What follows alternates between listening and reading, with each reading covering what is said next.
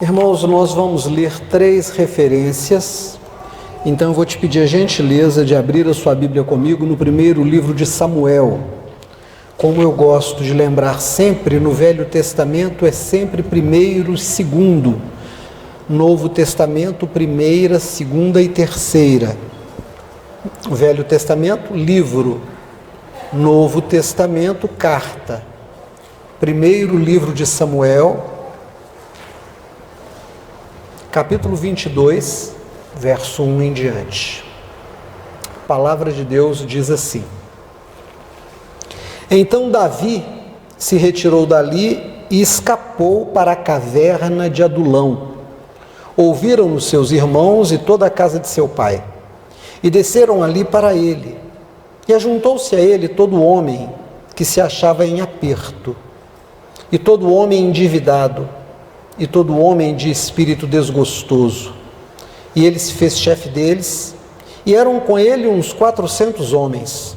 E foi-se Davi dali a Mispa dos Moabitas, e disse ao rei dos Moabitas: Deixe estar meu pai e minha mãe convosco, até que saiba o que Deus há de fazer de mim.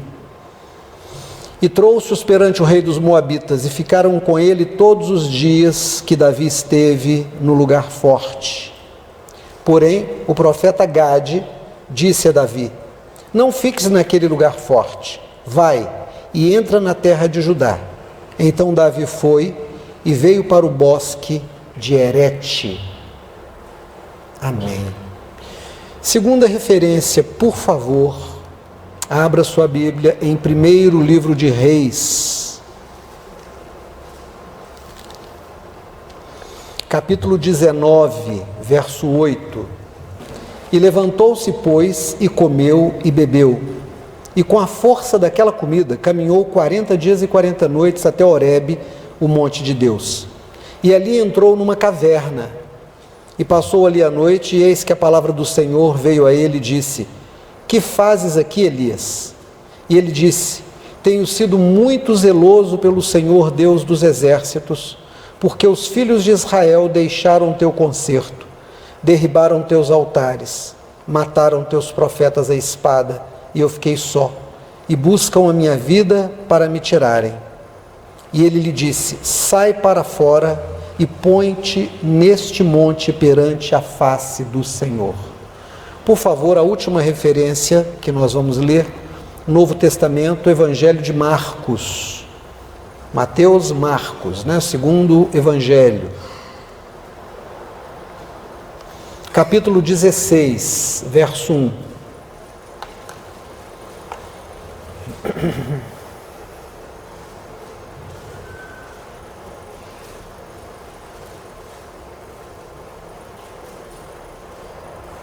Amém?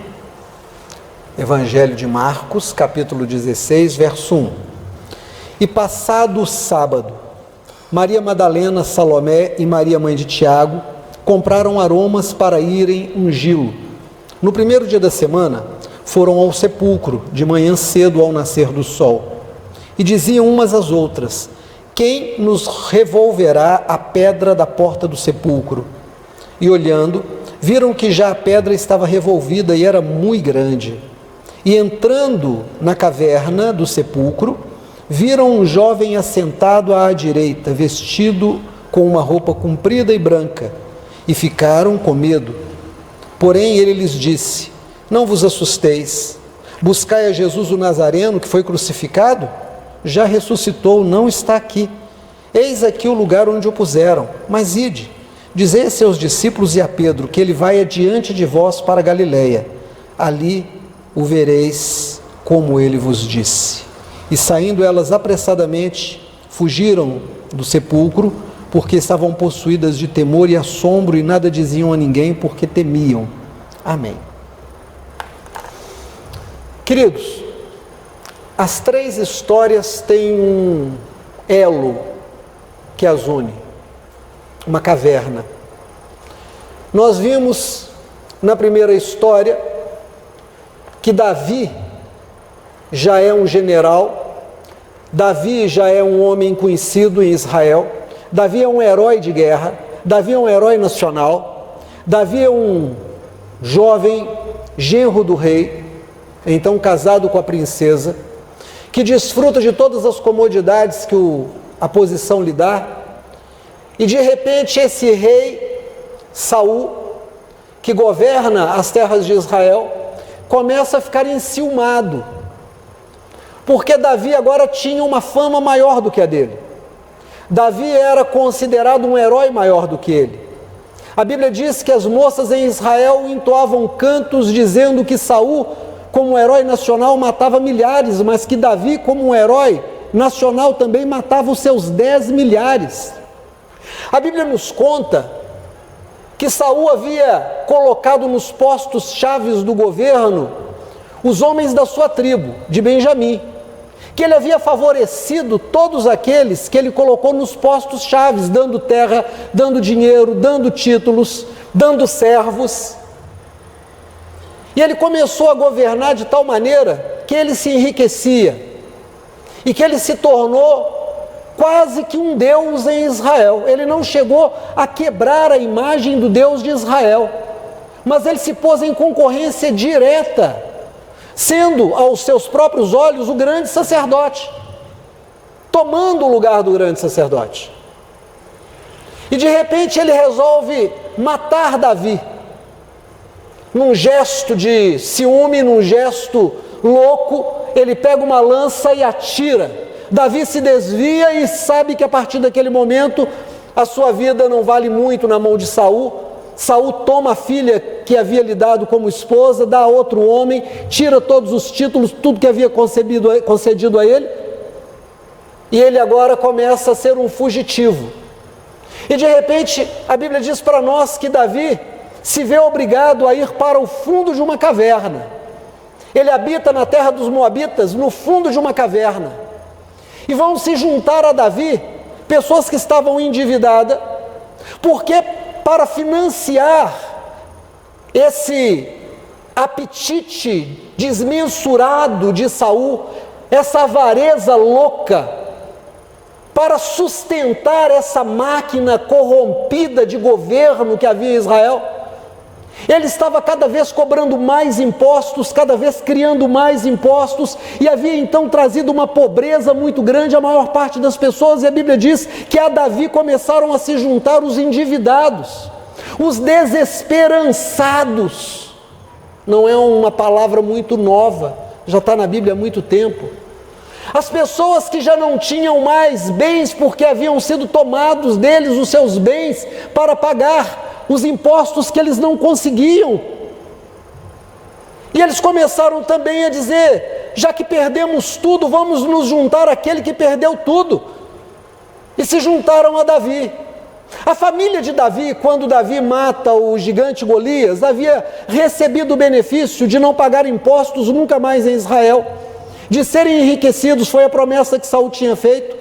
E agora Saul também lhes toma tudo, e a vida deles está em risco, de tal maneira que seus pais vêm encontrar com Davi, e Davi os leva e apresenta ao rei Moabita e diz: fica com eles na terra, guarda para mim, por favor. E Davi volta para o seu lugar. A Bíblia diz, na minha tradução, talvez na sua diga a mesma coisa, o lugar forte. Não é um lugar forte, é um lugar seguro. Era uma caverna muito funda, muito escondida, de acesso difícil. Então era um lugar onde Davi estava seguro, no fundo da caverna. Mas de repente surge um homem de Deus, um profeta chamado Gade, e ele vai até Davi.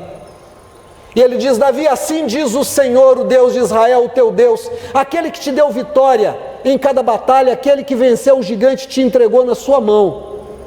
Sai dessa caverna, sai do lugar onde você acha que está seguro. A tua segurança não é a caverna, a tua segurança é a palavra de Deus sobre a tua cabeça. O Senhor derramou óleo na tua cabeça pelo ministério de Samuel e diz que tu serás rei. Essa é a tua grande proteção, porque Deus não volta atrás na sua promessa. Se Deus disse, pode confiar, porque vai acontecer. Se Deus prometeu, conta como certo. Então sai da caverna, não se esconda. Você realmente não tem armas, você realmente não tem um apoio político, você realmente não tem um grande exército, você não tem soldados, você não tem gente treinada, você não tem estratégias, você está sendo procurado pelas forças de segurança. A tua cabeça está a prêmio, é considerado o inimigo público número 1 na terra de Israel, mas o Senhor é contigo e o Senhor conta contigo para mudar de uma vez a história de Saul, a história dessa terra. E a Bíblia diz que ele sai, ele volta, ele cumpre o que Deus havia dito a ele. E cumprindo o que Deus havia dito a ele, Davi não apenas vai se tornar o grande rei de Israel, mas havia uma animosidade entre as tribos, e mais na frente, no futuro desse tempo em que estamos lendo, Davi vai unificar num só coração e vai ter um reino de 40 anos, com muita prosperidade, com muitas vitórias, e vai ser um rei muito justo, tão justo, que até hoje, o símbolo que ele havia escolhido para ele, a estrela de Davi, é símbolo da terra de Israel. Segunda história que nós vimos, há um homem de Deus, um homem extraordinário, talvez o maior de todos os profetas do Velho Testamento. Um profeta com tamanha intimidade com Deus que em determinado momento ele percebe que também a liderança política e religiosa do seu país havia se corrompido, havia se vendido, estavam servindo a um rei chamado Acabe e a sua mulher chamada Jezabel. Jezabel, sacerdotisa e rainha de um Deus estranho a Israel, persegue os profetas do Senhor, persegue os sacerdotes do Senhor, acaba com o culto a Jeová Deus, de tal maneira que só fica Elias. Elias então um dia, ele ora e diz: Deus, vamos mostrar como Tu és o Senhor de toda a terra, eu te peço, segura a chuva na terra, segura o orvalho.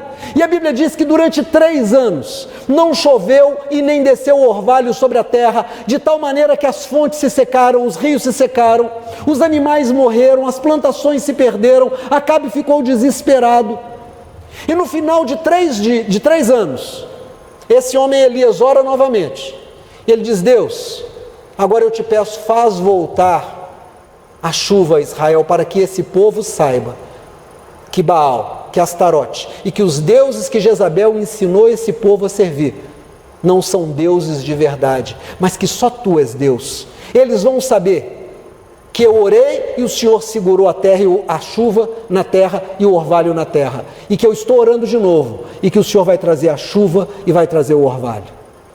E quando ele ora, irmãos, aquele rapaz que o serve está com ele, Elias está ali, com o rosto em terra, orando, e ele pede a Deus, e ele pergunta ao rapaz que o serve, que está do seu lado: olha para o céu e me responde, o que você vê?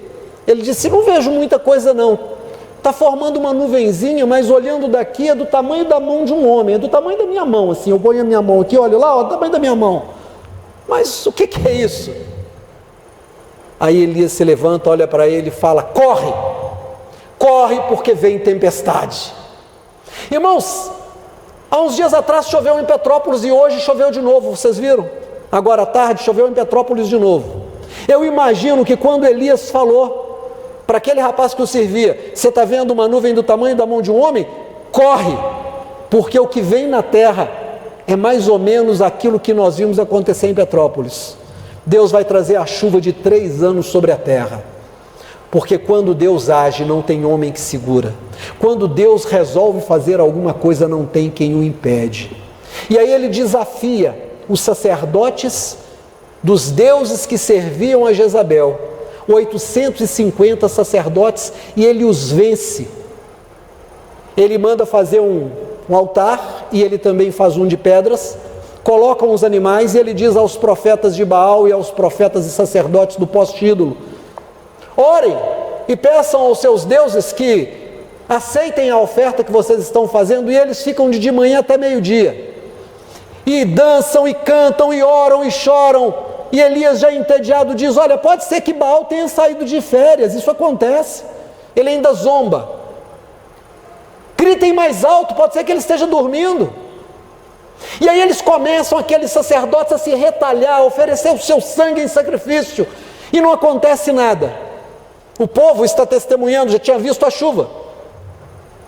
E agora ele manda colocar o animal de sacrifício em cima das pedras que ele tinha juntado e diz: mas é pouco. Faz um fosso bem grande em volta desse altar que eu levantei, enche de água. E eu vou pedir a Deus que mostre a sua presença e como Ele é o Deus de Israel. Ele diz: Senhor, diante de todo esse povo, mostra que só Tu és Deus. Toma esse sacrifício. E quando ele diz isso, irmãos, vem um relâmpago, uma coluna de fogo, consome a carne do animal, reduz as pedras a cinzas, evapora a água. O povo, vendo aquilo, cai com o rosto em terra, desesperado, com medo de que aquele fogo também os alcançasse, porque eles haviam traído a sua fé, deixado o Senhor para seguir aqueles falsos deuses, e eles começam a gritar: só Jeová é Deus, só Jeová é Deus, só Jeová é Deus. O medo.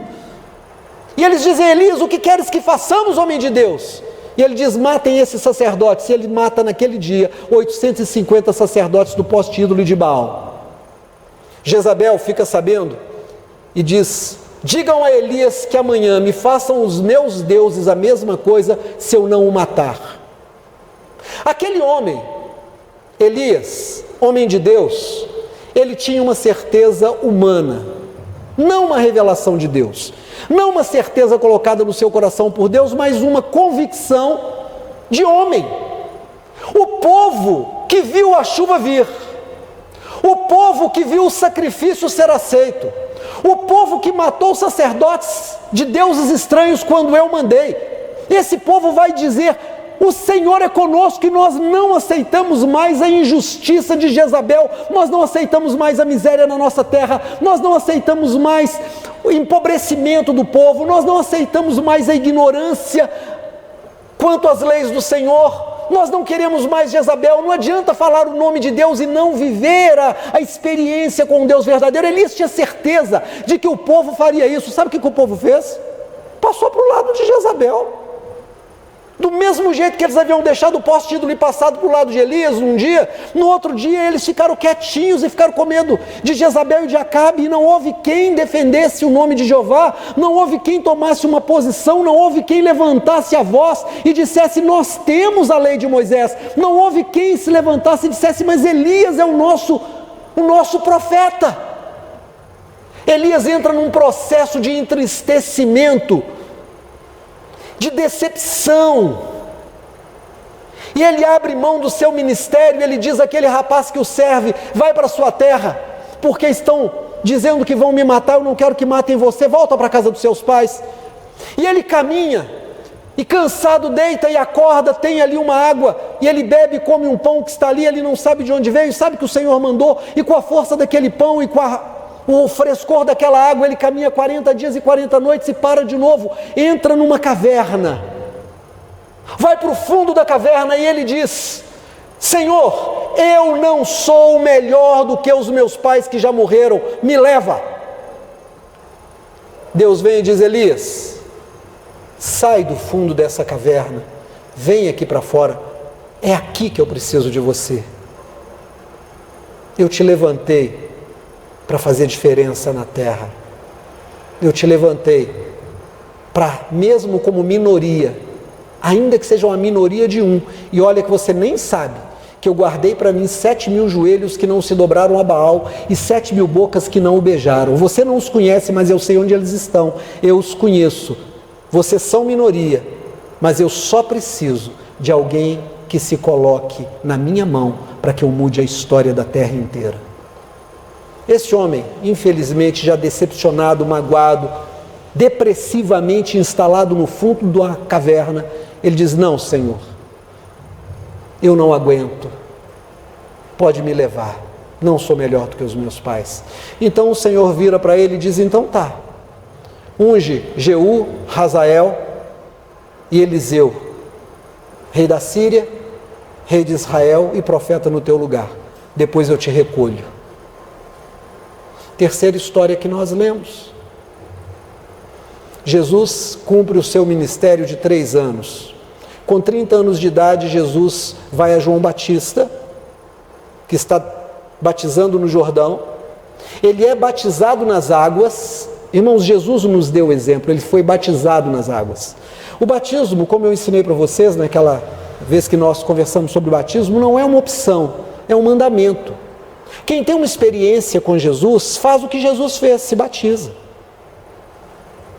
Ele começa o ministério, ele deixa de ser Jesus, o filho de José, e a partir daquele momento ele passa a ser Jesus, o filho de Davi, porque ele era descendente de Davi. Davi era um dos seus ancestrais, mas ele agora não é mais conhecido como Jesus, o filho de José, o carpinteiro, mas Jesus, o filho de Davi.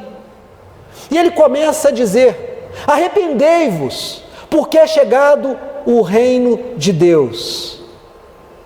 Arrependei-vos, porque o Senhor me deu um machado, e eu vou ao pé de cada árvore que não tiver fruto, eu vou cortar. Mas a árvore que der fruto, eu vou limpar para que ela dê mais e mais e mais fruto. E ele começa a caminhar entre o povo. É interessante porque Jesus começa o seu ministério onde a sua vida começou. Embora filho da nobreza de Israel, da família de Davi, embora a profecia dissesse que o rei nasceria e nasceu, e os reis magos vieram do Oriente e vão a um palácio porque tinham certeza que um rei que nasce num palácio, Jesus estava na manjedoura, estava entre os pobres, entre os indigentes, entre os mendigos, entre gente que não tinha de onde tirar comida, não tinha onde dormir, não tinha com o que se aquecer. Jesus nasce entre os miseráveis, cresce entre os pobres. A Bíblia diz para nós, através do ministério de Isaías, no capítulo 53, homem de dores, homem de trabalhos, que sabe o que é sofrer, mão calejada. Isaías diz mais: olhando para ele, nenhuma beleza para que o desejássemos. Ele não era um modelo de beleza masculina, Jesus era feio. Jesus não tinha nenhuma formosura. As pessoas que o seguiam não o seguiam por outra coisa senão pela unção de Deus que estava nele, pelo que viam dele. Os homens que, ouvindo aquela mulher samaritana dizer de Jesus como Messias, depois de 3 dias dizem àquela mulher: já não é mais pelo que tu dissestes que nós estamos com ele, mas pelo que nós mesmos ouvimos e pelo que nós mesmos vimos. Esse Jesus passa 3 anos preparando um grupo de pessoas que vai mudar a história da humanidade. Mas no final de 3 anos ele é perseguido. Sabe por quê? Porque o verdadeiro evangelho não se alia ao poder. Irmãos, presta atenção nisso. O verdadeiro evangelho não se alia ao poder nunca. O evangelho que se alia ao poder é o evangelho pervertido. É o evangelho que foi comprado pelas benesses do poder.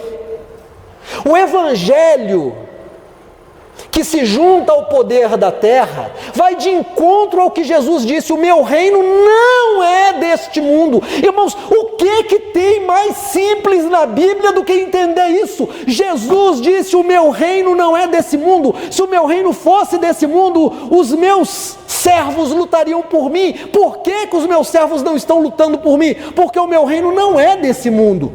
Eu não vim para ser senador de Roma, eu não vim para ser imperador de Roma, eu não vim para juntar a terra debaixo de um reino político. O que não significa que ele tenha aberto mão em nenhum momento de justiça social. Porque a Bíblia diz para nós que o Senhor nosso Deus se agrada da justiça e Ele faz juízo na terra. Esse Jesus acaba crucificado e morto por aqueles que estavam sentados na cadeira de Moisés. Sabe quem foi que matou Jesus? Não foi o Império Romano.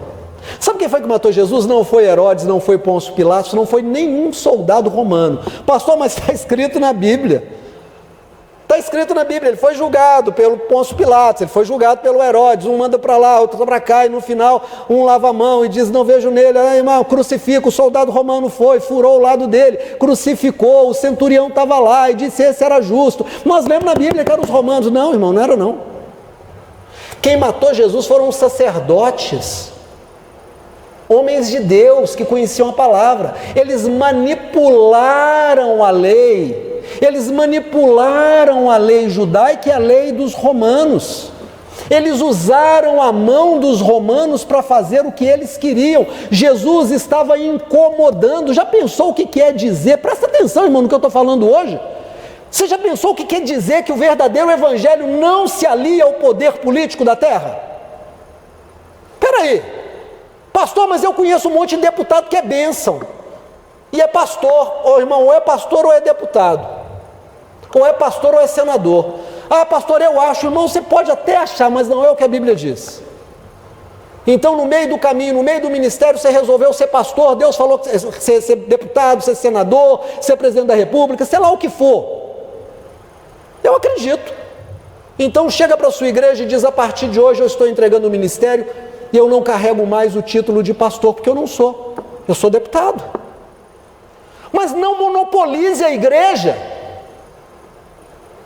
mas não negocie o rebanho de Deus com o poder político da terra. Pelo contrário, se agora a tua vocação é política, vá ser político, mas seja para a glória de Deus, mas seja só aquilo que você diz que é. Mas se você é pastor, pastoreie, pelo amor de Deus, pastoreie. Sabe o que está faltando na terra? Pastor. Jesus havia dito: levantai os vossos olhos para os campos, eles estão brancos para a ceifa, mas os trabalhadores são poucos. E eu tomo a palavra de Deus hoje e digo: continue olhando, porque se era pouco naqueles dias, falta muito mais hoje. Nós temos grandes negociantes. O agronegócio transformou a igreja de Jesus em parte do seu portfólio.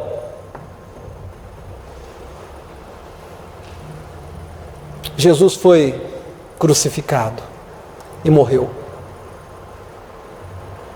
Pegaram o corpo de Jesus, levam para uma caverna,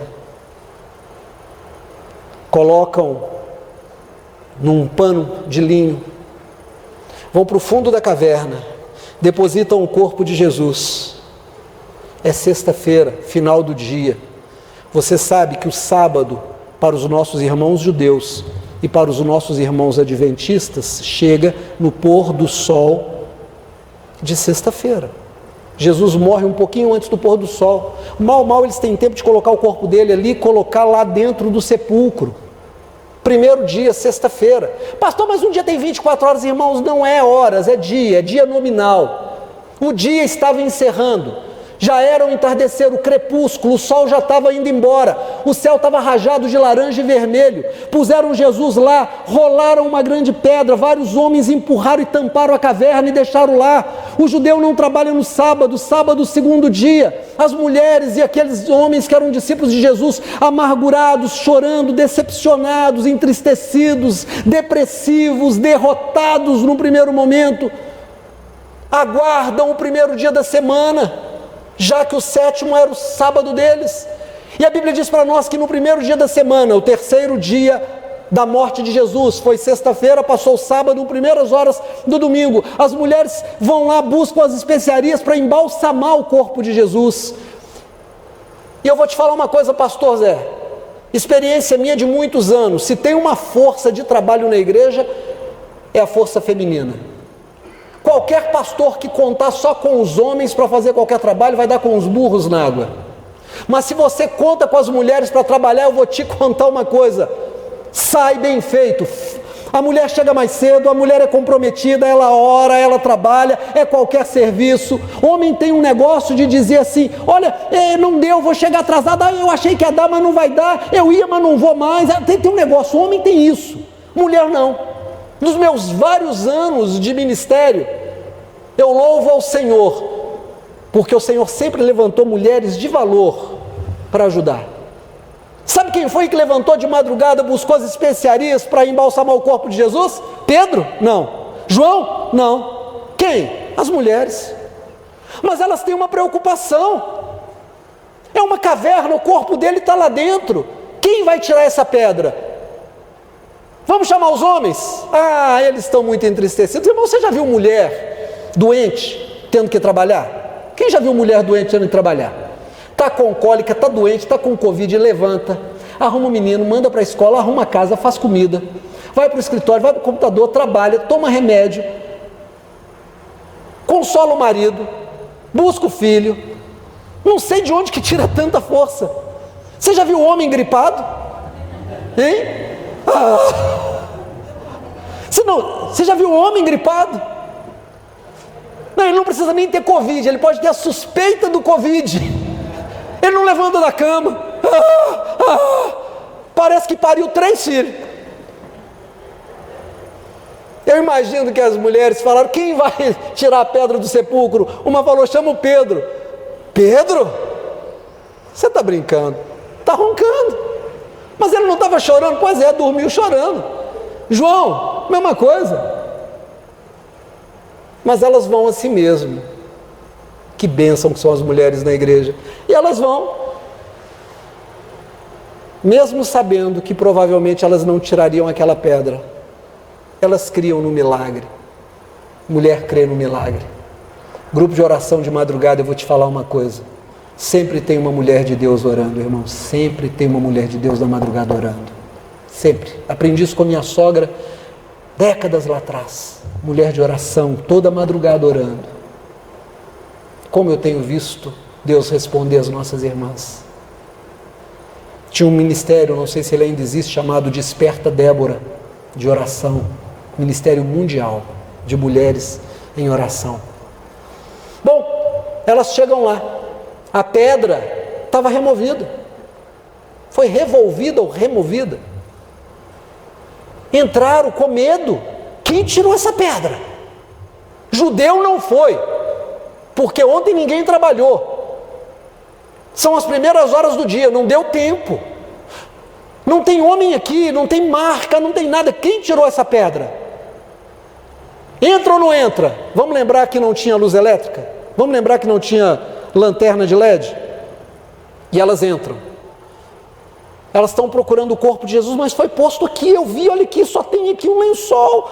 E aí de repente alguém diz: vocês estão procurando Jesus o Nazareno? Imagina o susto. Olha para trás, um cara resplandecente, bonito, alto, de branco, como o sol na sua força, ilumina toda a caverna. E ele faz uma pergunta: por que vocês estão procurando entre os mortos aquele que vive? Ele não está mais aqui, ele ressuscitou. Ide e dizei aos seus discípulos que ele vai para Galiléia, lá vocês vão encontrá-lo. E elas saem apavoradas, não falam nada para ninguém no caminho, até encontrar com os discípulos de Jesus. Irmãos, é a terceira caverna. A primeira foi a de Adulão, onde Davi esteve. A segunda foi aquela caverna onde Elias foi viver a sua depressão, a sua decepção com a igreja, com as pessoas. E a terceira foi a caverna de morte de Jesus. Qual era a situação da terra naqueles dias? Num primeiro momento, Saul, aquele que foi levantado, escolhido por Deus, porque Israel pediu um rei, ele havia se pervertido, havia se encantado com o poder. Por isso que a igreja não tem a menor chance de se aliar ao poder. O poder sempre vai corromper a igreja. O que foi que Nabucodonosor tentou fazer com Daniel e seus amigos? Deem a eles a melhor comida, comida da mesa do rei. Comida da mesa do rei. O que aquele homem, aquele rei Nabucodonosor queria? Perverter o coração de Daniel. Você está aqui, rapaz, me serve, esquece o Deus de Israel, vamos servir aos deuses do zoroastrismo, os deuses de Babilônia, vamos ficar aqui. Olha como é que a terra é boa, como é que a comida é boa. O que foi que Daniel respondeu? Deixa a gente comer só legume e beber água.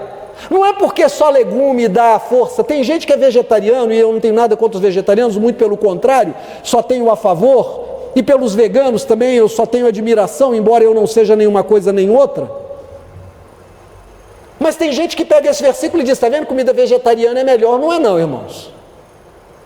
O que ele fez, o que Daniel fez, foi não se vender. Eu não vou comer das iguarias do rei. O jejum não te dá um poder espiritual. Tem gente que jejua e diz: com o jejum eu venço o demônio. Não vence nada. O que vence demônio é andar com Jesus, comendo ou não comendo, comendo pouco ou comendo muito. Se você está com Jesus, você manda sair, sai.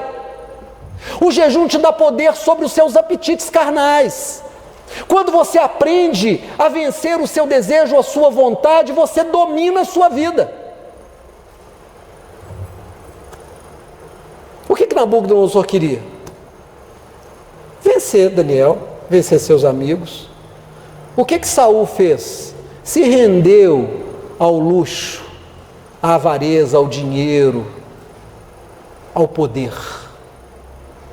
E para ficar cada vez mais rico, ele teria que cada vez mais empobrecer os outros. Deixa eu te falar uma coisa. Na terra sempre vai ter diferença entre gente que tem mais e gente que tem menos, sempre. Porque tem gente que vai trabalhar mais, tem gente que vai trabalhar menos. Tem gente que vai dar mais sorte, tem gente que vai dar menos sorte. Tem gente que vai estudar mais, tem gente que vai estudar menos. Tem gente que vai ter mais oportunidade, tem gente que vai ter menos. Tem gente que quer mais, tem gente que quer menos. Mas a diferença entre o que tem menos e o que tem mais não pode ser abismal, não pode ser grande, a diferença tem que ser pequena. Aquele que tem menos tem que ter condições de viver com dignidade, de criar sua família com dignidade. O filho do que tem menos tem que ter oportunidades iguais ao do que tem mais, tem que ter universidade, tem que ter hospital, tem que ter tudo que toda criança merece. Uma pessoa que ganha menos, ela tem que ter supridas todas as suas necessidades. Essa é a vontade de Deus. Mas quando no coração do homem, o homem quer ter mais do que ele precisa, quando o homem começa a ter por ter, quando o desejo do capital é só pelo acúmulo, simples acúmulo, eu tenho 1 milhão, eu quero 2, eu tenho 2, eu quero 4, eu quero 4, eu quero N, não há limites, não tem satisfação, só tem um último recurso para ficar mais rico: empobrecer os outros. Ele já não ganha mais do trabalho dele, ele ganha do empobrecimento do outro, ao ponto de chegar a escravizar o outro. Isso Deus nunca aceitou. Quem começou a estudar hoje comigo aqui a lei mosaica, a gente começou a lei mosaica em Gênesis capítulo 1, pastor Moisés não estava lá? Estava. Sabe, aquele homem havia trazido muita pobreza na terra, e Davi representava a justiça de Deus contra todo o pecado de Saul e a justiça de Deus a favor dos pobres dentre o povo. Então Deus vira e diz: sai da sua caverna. Irmão, olha aqui para mim em nome de Jesus. Eu e você não podemos habitar a caverna da alienação. Nós somos chamados por Deus para usarmos a nossa inteligência para o bem do nosso próximo. A dor do mais pobre tem que ser a minha dor. A fome do mais pobre tem que ser a minha fome. A miséria do meu irmão tem que doer em mim como minha miséria. É por isso que Jesus vai dizer: lembrai dos encarcerados como se com eles estivesse. Visitai os enfermos. Dê pão a quem tem fome, dê água a quem tem sede. O Evangelho de Jesus é um evangelho de socorro. O Evangelho de Jesus é um evangelho de justiça social. O Evangelho de Jesus não é um evangelho de alienação e de vaidade. Eu sou filho de Deus, eu sou povo de Deus, eu vou para o céu. O céu começa aqui, mas o inferno já começou aqui. Nós somos chamados a sair do fundo da caverna da ignorância, nós somos chamados a sair do fundo da caverna de toda alienação e entender os processos, vir para fora, sair do nosso conforto. Sabe por quê? Às vezes a nossa caverna é o nosso lugar forte. Olha, eu sei que tem miséria na terra, me dói muito, mas eu vou dormir, não tenho preocupação nenhuma. Sabe por quê? Porque a minha geladeira está cheia, porque a minha conta de luz está paga, porque eu tenho dinheiro para pôr gasolina. É o meu lugar forte. Está um perigo, nossa, dói tanto ver aqueles miseráveis lá na Tamoios com contorno. Ai, meu coração parte, mas quer saber, eu vou viajar para Cancún esse ano. É linda a praia. Seu lugar forte, a sua caverna, é a sua alienação. Sai de lá, faz o que Jesus disse, Não precisa dar tudo o que você tem não, porque se você desse tudo ia ser uma gota no oceano, mas pega uma parte do que você tem, vai para a rua e distribui para quem está com fome, vai na casa de quem está doente e ajuda o doente a ser virado na cama, lava aquele doente, senta com um velhinho que fala coisa que você não vai entender e ri com ele, vai num hospital onde tem um menino canceroso que não vai viver mais que 2 semanas, conta uma história para ele. Não chega lá na superioridade, eu vou orar e Deus vai te curar. Para com isso, ninguém aguenta mais essa superioridade evangélica, ninguém aguenta mais isso. Enquanto os evangélicos não forem como Jesus, não nascerem de novo, mas não é nascer de novo, é nascer de novo no reino de Deus. Para com isso, nasce de novo numa manjedoura, nasce entre os pobres, nasce entre as pessoas que precisam, começa a ser sal onde precisa de sal, começa a ser luz onde está escuro. Sai da caverna, como Davi fez. Davi largou aquele lugar e veio para Israel e disse: Saul disse que vai me matar, mas o Senhor disse que eu vou ser rei, tem promessa de Deus na minha vida, eu vou segurar na mão de Deus. E ele foi rei em Israel. Mas cada um faz a sua escolha. Elias era homem de Deus? Era. Aparece no Novo Testamento? Aparece, está lá no Monte da Transfiguração, Moisés e Elias. Mas era um homem deprimido, era um homem decepcionado com a igreja daqueles dias. Irmãos, pastores se decepcionam com as suas igrejas. Eu tive um professor Marcos, seu nome, irmão? Professor Marcos, talvez um dos meus melhores professores do seminário, homem de Deus, que homem maravilhoso, que amor de pessoa, que experiência com Deus. Aprendi Gálatas com ele, estudei Gálatas com ele, a classe era apaixonada com ele, nós seminaristas amávamos o pastor e professor Marcos. Entrou num processo depressivo, entrou numa doença. Hoje, com um pouquinho mais de conhecimento, eu imagino que doença ele teve, paranoia. Sabe qual foi o fim dele? Suicídio na Lagoa da Pampulha.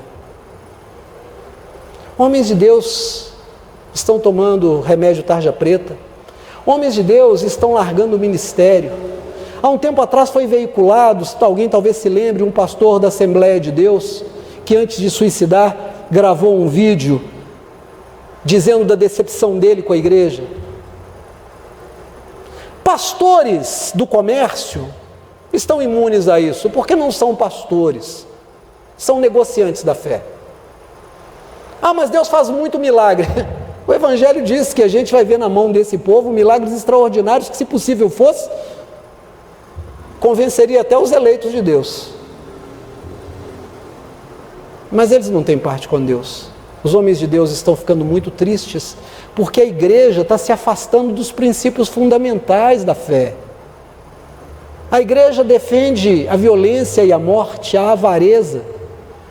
Se um pastor disser, venha para a igreja sem querer ganhar nada, Jesus não vai te dar casa, Jesus não vai te dar carro, Jesus não vai tirar você da miséria, ele não tem compromisso com a tua vida financeira. Você fala, eu não quero essa igreja não, vou contar daqui, tem uma ali embaixo, tem outra aqui acima, tem uma logo ali, tem outra lá em cima, tem outra lá do outro lado, tem uma em frente.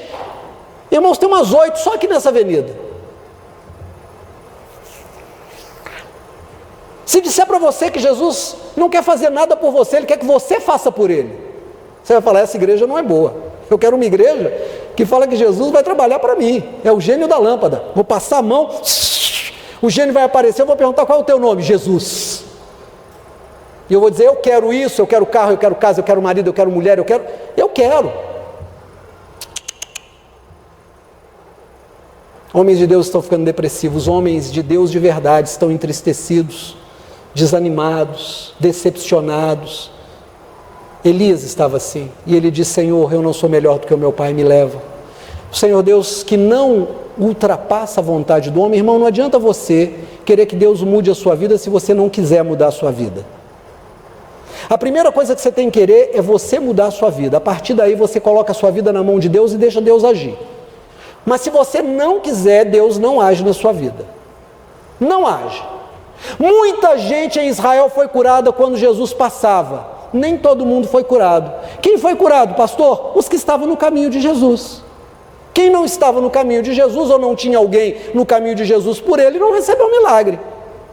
Todos que estavam no caminho de Jesus, ou tinha alguém por eles no caminho de Jesus, receberam milagres. Você nunca vai receber a cura se você não colocar a sua vida na mão de Deus.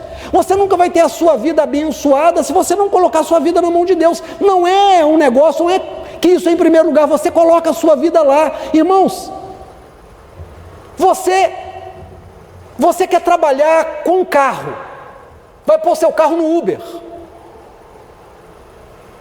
Você arruma um carro, mas o pneu está careca, a parte elétrica está detonada, o farol não acende, a buzina não acende, a seta não funciona, o tanque está vazio. Primeira coisa que você faz, arruma o carro para você poder usar o carro. Deus quer usar você, então Deus vai trabalhar na sua vida, não é porque você está negociando com Ele, não é porque você diz eu quero que Deus me dê dinheiro, que Deus me dê cultura, que Deus me dê marido, não adianta, não é esse o princípio. O princípio é você colocar a sua vida na mão de Deus e dizer, Deus, me usa como o Senhor quiser. Aí Deus começa a mudar a sua vida, como o dono do carro vai arrumar o carro para depois trabalhar, porque Deus vai usar você. Deus vai levantar você e vai dizer assim, sai da tua vida, do teu escritório e vai para o hospital. Falei para vocês um pouco atrás que as mulheres são boas de trabalho. Falei, Tatá? Ah, mulher é bênção. Como é que é o meu nome? Como é que eu me chamo? Ademir. Eu tenho um amigo que se chama Ademir, que não sou eu, é meu amigo, que tinha uma esposa, não tem mais porque morreu, que se chamava Marta. Martinha foi minha ovelhinha no comecinho do meu ministério. E ela era uma mulher de Deus, orava de madrugada, evangelizava. Um dia Deus falou para ela assim, ela ia ao hospital com frequência, Deus falou para ela fazendo comida de manhã, arrumando, já tinha mandado as 2 filhas para a escola, Deus falou para ela, se apronta e vai ao hospital. Ela foi lá, e Deus falou, vai tratar com aquele moço, um moço que não tinha visita. Ela foi, entrou lá, bateu na porta, se apresentou, aquilo tudo, ela já visitava esse hospital, mas naquele dia ela foi naquele lugar. E aquele moço contou uma história, disse, olha, eu estava com tanta vontade de fazer a barba, não tinha ninguém, não tinha dinheiro. Aí entrou um moço bonito aqui, com a malinha e falou, eu vim fazer a sua barba. E ele disse, mas eu não tenho dinheiro para pagar, porque eles cobram, né? Não é de graça. Ele falou, não, já está pago. Ele falou, mas quem pagou? Ah, pagaram, fez a barba. E ele ficou todo feliz. E a Marta chegou, ele contou isso. Depois ele disse, eu perguntei para as enfermeiras qual era o nome do enfermeiro, elas falaram, não tem enfermeiro aqui não. Esse andar só tem enfermeira, só tem mulher. E aí a Marta entendeu e começou a pregar o evangelho, e aquele moço aceitou Jesus. E ela voltou para casa, tinha que mandar a Patrícia e a Aline para a escola. Voltou para casa, deu a comida, o coração cheio. No próximo dia de visita, ela vai para lá para visitar aquele moço e disseram, ele morreu. Irmãos, que coisa extraordinária. Deus levanta aquela irmã para poder fazer a obra se completar na vida daquele homem. Quando você se coloca na mão de Deus, Deus vai levantar você e vai dizer, vai para a rua, vai evangelizar, vai distribuir o pão, vai dar banho no doente, vai visitar o encarcerado, vai lá, faz a sua ficha lá no presídio de visitante, vai lá, se deixa tocar, se examinar, é humilhante, mas você vai levar alguma coisa para alguém que está lá dentro, Deus vai começar a te usar extraordinariamente. É assim que a obra de Deus acontece.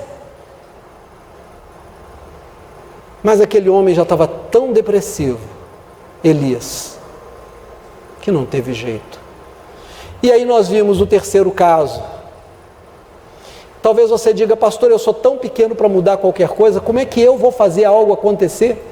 A terra está tão desorganizada, o mal está tão... Olha aí, a guerra da Rússia, a gente está vendo o que o Vladimir Putin está fazendo, não interessa as razões que ele tenha, não se justifica fazer o que está acontecendo ali. A gente está vendo o que está acontecendo no Brasil, a pobreza cada vez maior, a gente está vendo a dor das pessoas, o número de desempregados, o poder de compra caindo, nós estamos vendo. O que eu posso fazer, irmão? Você pode fazer, você já pode estar morto como aquele cadáver que estava lá no fundo da caverna. Mas o anjo perguntou: por que vocês estão procurando entre os mortos aquele que vive? Se a sua fé estiver viva, ainda que a tua carne esteja morta, Deus vai fazer algo extraordinário através da tua vida. Ele vai tirar a pedra do sepulcro, Ele vai trazer você lá de dentro, porque quem garante a vitória da obra que você vai fazer é o Senhor, porque a obra que você vai fazer é a obra do Senhor. Posso ouvir um amém? Amém, glória a Deus. Deus quer usar você. Talvez você diga: pastor, eu estou tão decepcionado com a igreja, o pastor da minha outra igreja lá, adulterou com a vou inventar aqui, irmão, estou inventando, viu, Dudu? Com a esposa do baterista. Irmão, essas coisas acontecem desde que o mundo é mundo, não é porque é pastor que deixa de acontecer. Isso não acontece só na igreja católica, só na igreja evangélica, só no espiritismo, isso acontece entre gente. O pastor lá, a igreja lá, é uma igreja que eu fui lá e eles não me acolheram e me deixaram. Isso acontece. Acontece em grupo de motociclista, em torcida organizada, acontece na família. Às vezes a família se reúne e não convida você para a festa e você fica chateado. Talvez você seja um prego mesmo, o assunto seja ruim, as pessoas não te convidam porque você é chato. Às vezes acontece, irmão. Às vezes você é gente boa, mas a família é chata, não gosta de você. Então você não foi convidado: nunca mais eu vou conversar com ninguém da minha família. Conversa. Essas coisas acontecem, são humanas. Não se esconda no fundo da caverna do orgulho. Não diga como eu tenho ouvido: pastor, a gente não entende dessas coisas, então a gente não pode tomar posição. Deixa eu te contar uma coisa. Jesus tinha uma posição. Ele vira para o Herodes e diz assim: olha, tu és uma raposa, eu vou pregar aqui hoje e amanhã, no terceiro dia que eu vou embora. Jesus denunciava, mas ele não se corrompia. Talvez você esteja depressivo: passei por uma perda, perdi um filho. Irmãos, perder filho, perder marido, perder pai é depressivo, é adoecedor, mas a gente tem que sair do fundo da caverna. Conheci um moço em Campinas, numa igreja, Dr. Peruco, igreja do Nazareno de Campinas. Filho dele com 12 anos sai com os meninos, vai lá para olhar um trem que estava passando debaixo da ponte, levanta a cabeça debaixo da linha do trem, que estava debaixo da ponte, na hora que o trem estava passando, morreu. Foi a história que me contaram. Ele entrou em profunda depressão, mas foi nessa depressão que ele conheceu o Evangelho de Jesus e se libertou. A dor continua ali. Um pai que perde um filho vai sentir a dor a vida inteira. Uma mãe que perde um filho vai sentir a dor a vida inteira. Um filho que perde um pai vai sentir a dor a vida inteira. Mas apesar da dor, a gente sai da caverna da depressão, e não é com remédio, não. Às vezes o remédio é um combate de primeiro momento, mas não pode ser uma coisa para sempre. Jesus é para sempre. Amém? Glória a Deus. As palmas são do Senhor. Deus quer usar você. Não fique no fundo da caverna. Não importa qual seja o nome da sua caverna, sai dessa caverna. Deixa Deus te usar. Ainda que a terra seja corrompida, você é o sal, você é a luz. Jesus só vai andar nessa terra de novo através das suas pernas. Ele só vai tocar nas pessoas através da sua mão. Ele só vai falar com as pessoas através da sua boca. Então não fique no fundo da caverna. Se levante em nome de Jesus.